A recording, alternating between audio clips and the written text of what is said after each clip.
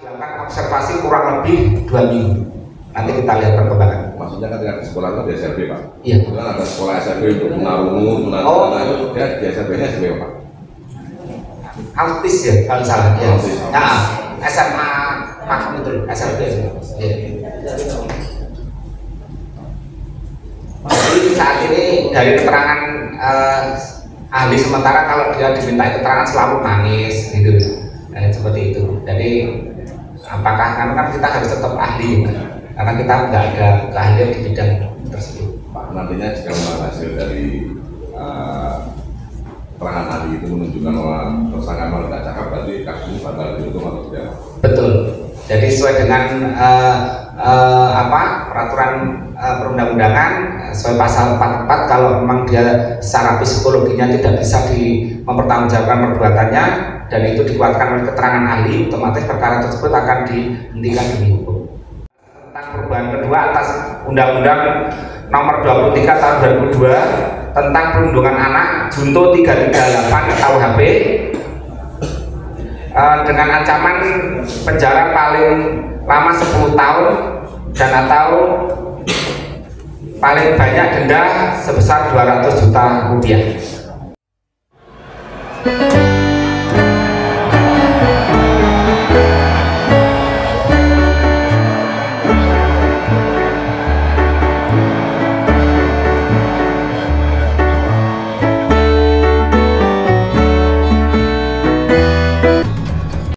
Tempat kejadian di kolam sumber air Dusun Blekik, Kelurahan Sardono Harjo, Kecamatan Naglin, Kabupaten Sleman.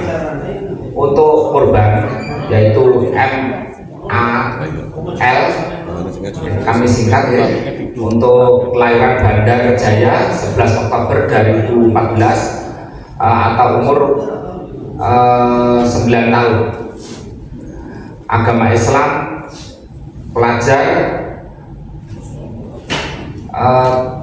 dengan alamat Pandanaran, Naglin, Sleman. Kalau ini alamat tinggalnya atau alamat domisili. Kalau orang tuanya ini tinggal di Jalan Proklamator Raya RT 6 RW 002 Desa Bandar Jaya Timur, Kecamatan Terbanggi Besar, Kabupaten Lampung Tengah, Provinsi Lampung. Kalau tinggalnya orang tua tadi tinggalnya di Blekik RT 1 RW 26 Kelurahan Sardono Harjo, Kecamatan Naglin, Kabupaten Sleman. Untuk kejadian, jadi awal mulanya yaitu pada hari Sabtu tanggal 24 Februari sekitar pukul 14.35 korban pergi dari rumah untuk bermain dengan naik sepeda kayu atau ontel sendirian, dan sekitar pukul 15 korban tidak kunjung pulang dan akhirnya dicari sama ibu korban dan kakak korban dengan naik motor keliling desa atau kampung. Dan pada saat kakaknya itu berada di dekat sumber air, ada saksi yaitu saudari Ibu Penny, umurnya 49 tahun, Islam, karyawan swasta, alamatnya Blekik RT 2 RW 36 Sardono Harjo, Naglin, Sleman. Pada saat itu Ibu Penny berteriak-teriak sambil menyebut nama korban. Berada di kolam ikan, lalu kakak korban menghampiri Ibu Penny dan mendapati korban sudah terapung di kolam sumber air mata air tersebut, dan akhirnya korban dibopong atau ditolong oleh kakaknya tadi. Kemudian pada saat itu juga sudah oleh kakaknya sempat diberikan bantuan penampasan, namun tidak bisa, diprediksi saat itu sudah meninggal dunia. Kemudian selanjutnya korban dibawa pulang dan dilarikan ke Rumah Sakit Gramedika. Dan dari Rumah Sakit Gramedika, karena ada tanda-tanda ketidakwajaran, dirujuk ke Rumah Sakit Bayangkara untuk dilakukan otopsi. Ini kronologis kejadiannya. kemudian dari hasil otopsi itu ternyata dari leher korban itu ada bekas cekikan di leher korban dan ada luka pada tubuh korban. Kemudian untuk MO atau modus pelaku yaitu mencekik, menenggelamkan dalam kolam sumber mata air tersebut. Kemudian alhamdulillah jangka waktu yang tidak terlalu lama, malam itu kita sudah bisa mengamankan pelaku yang diduga pelaku dari hasil lidik di lingkungan tersebut, karena kebetulan pelaku adalah tetangga korban. Terakhir berhubungan, yaitu untuk pelaku saudara inisial GCP alias G, laki-laki umur 19 tahun, Islam, pelajar, alamatnya Kelurahan Sardono Harjo, Kecamatan Ngaglik, Kabupaten Sleman. Perlu diketahui bahwa tersangka adalah termasuk memiliki keterbelakangan komunikasi. Dia lulusan SLB di Pakem. Dan saat ini karena komunikasinya kita juga agak kesulitan, saat ini untuk tersangka sedang dimintakan keterangan ahli di Rumah Sakit Jiwa Pakem dan sedang dilakukan observasi. Karena sesuai dengan ketentuan perundang-undangan bahwa setiap orang yang melakukan tindak pidana itu harus cakap. Nah, dari keterangan ini kami belum bisa menyimpulkan apakah yang tersangka ini cakap atau tidak, bisa mempertanggungjawabkan atau tidak perbuatannya karena keterbatasan atau kondisi mentalnya. Jadi saat ini masih di Rumah Sakit Pakem, sedang dimintakan keterangan ahli atau visum dari ahli psikologi.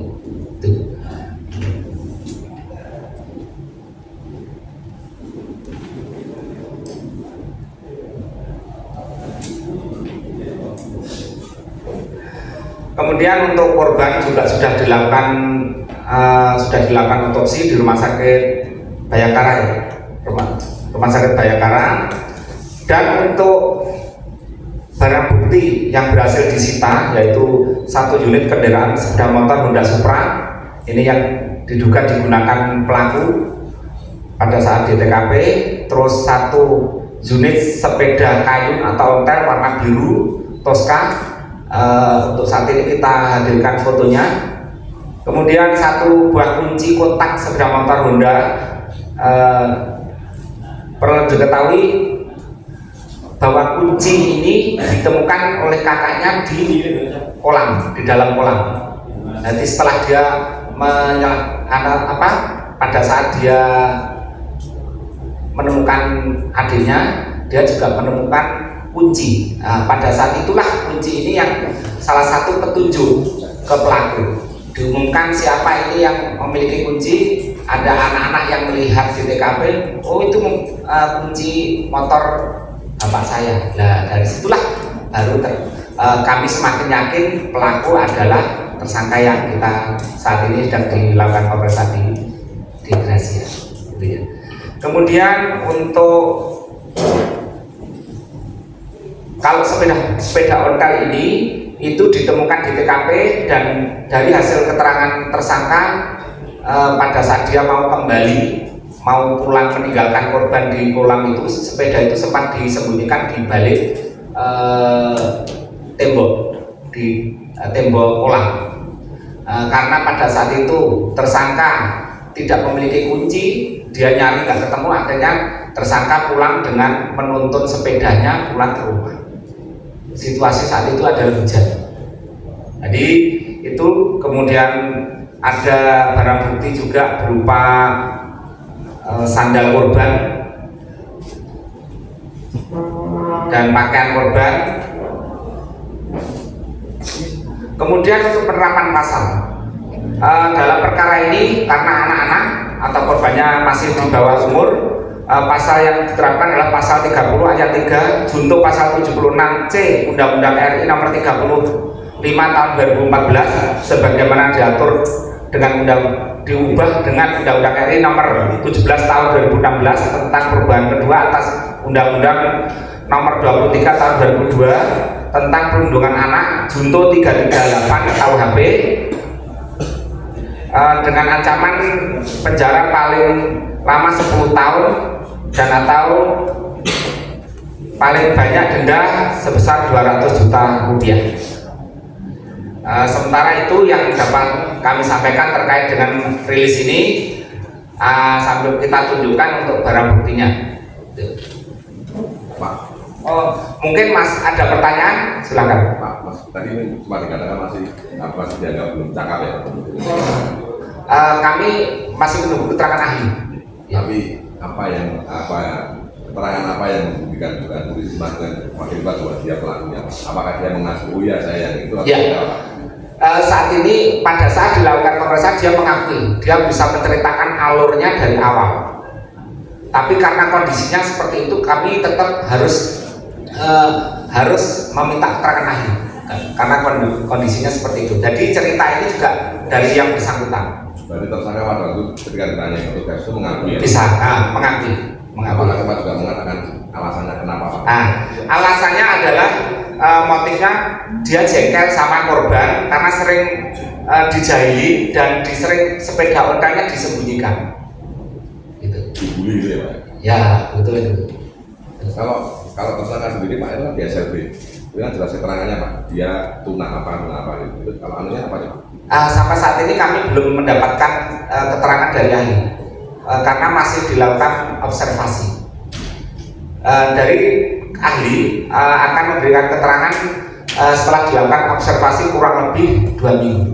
Nanti kita lihat perkembangan. Maksudnya ketika di sekolah itu di SLB Pak? Iya. Itu kan ada sekolah SLB untuk tunarungu, itu dia di SLB-nya SLB Pak?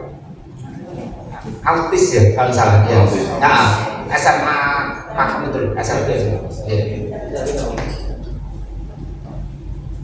Jadi saat ini dari keterangan ahli sementara kalau dia diminta keterangan selalu nangis gitu, seperti itu. Jadi apakah kan kita harus tetap ahli karena kita nggak ada keahlian di bidang tersebut. Pak, nantinya jika memang hasil dari keterangan ahli itu menunjukkan bahwa tersangka tidak cakap, berarti kasus ini bakal dihukum atau tidak? Betul. Jadi sesuai dengan peraturan perundang-undangan sesuai pasal 44, kalau memang dia secara psikologinya tidak bisa mempertanggungjawabkan perbuatannya dan itu dikuatkan oleh keterangan ahli, otomatis perkara tersebut akan dihentikan demi hukum. Begitu Pak. Kalau penganiayaannya itu ada dicekik saja atau kan ada keterangan hukumnya juga luka ya? Sampai saat ini dari visum mendapat keterangan bahwa di leher ini ada gumpalan darah, kemudian dalam paru-paru juga kemasukan air, itu dari besarnya seperti itu. Kalau dari kuburnya belum ada keterangan? Belum ada. Kalau dari hasil otopsi sendiri Pak, bisa dipastikan meninggalnya karena apa Pak? Karena tenggelam atau karena tenggelam itu biasanya akibat dari dicekik tadi kan ditenggelamkan.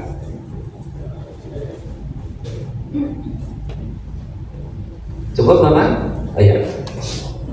Kalau tadi kan si tersangka ini bisa menceritakan dengan jelas. Betul. Saat kejadian itu antara korban dan pelaku ini memang sedang berada di lokasi sedang delik atau Ya. delik itu ya, itu berdua atau ada anak-anaknya lain yang sedang bermain di sekitar itu yang mungkin menguatkan keterangan atau menguatkan kejadian itu. Jadi untuk dari keterangan tersangka, dia kebetulan ketemu di pertigaan kurang lebih 100 meter dengan belik. Jadi setelah itu dia sepakat mau main di situ. Jadi itu pas hujan deras. Jadi betul, gitu Pak. Cukup Pak.